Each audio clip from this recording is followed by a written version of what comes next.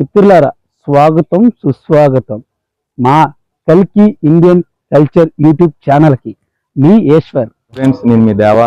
ఇది మనం ఇప్పుడు ప్రస్తుతం ఎక్కడ ఉన్నామంటే ఏలూరులోని జరాపహరేశ్వర స్వామి టెంపుల్. దీన్నే పెద్దేవుడు గుడి అంటారు. ఇది యాక్చువల్గా ఏంటంటే రాజులు కట్టించింది కాదు, ఈ కాలం నాటి గుడి కూడా కాదు. ద్వాపర యుగం నాటి గుడి, అంటే శ్రీకృష్ణుడి కాలానికి సంబంధించిన గుడి. పూర్వం ఏంటంటే జరాసంధుడు అనే రాజుండేవాడు, ఐడియా ఉంటుంది మీకు, మహాభారతంలో తెలుస్తుంది చూస్తే. ఆ రాజు ఏంటంటే శ్రీకృష్ణుడితో యుద్ధం చేసి ఓడిపోయి శ్రీకృష్ణుడు చంపేస్తాడేమో భయంతో మన దక్షిణ భారతదేశంలోని హేలాపురికి వచ్చి స్థిరపడ్డాడు. ఇక్కడ హేలాపురి అంటే ఇప్పుడు మన ఏలూరునే హేలాపురి అనేవాళ్ళు అప్పట్లో. సో దీన్ని ఇప్పుడు ఏలూరు అంటున్నారు, హేలాపురిని. ఇక్కడ తలదాల్చుకున్నాడు.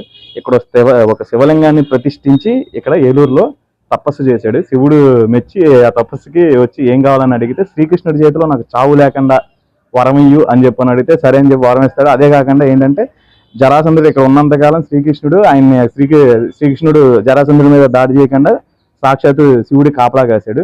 సో అలా కాపలా కాశాడు కాబట్టి జరాసంధుడికి పహార అంటే కాపలా, శివుడు పహార కాశాడు కాబట్టి జరాపహరేశ్వర స్వామి టెంపుల్ అని ఇక్కడ ఈ గుడికి పేరు వచ్చింది.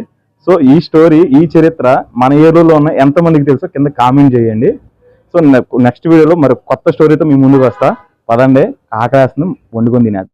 ఇలాగే ప్రతి వీడియోలో ఇలాంటి చరిత్ర ఒకటి చెప్తాము.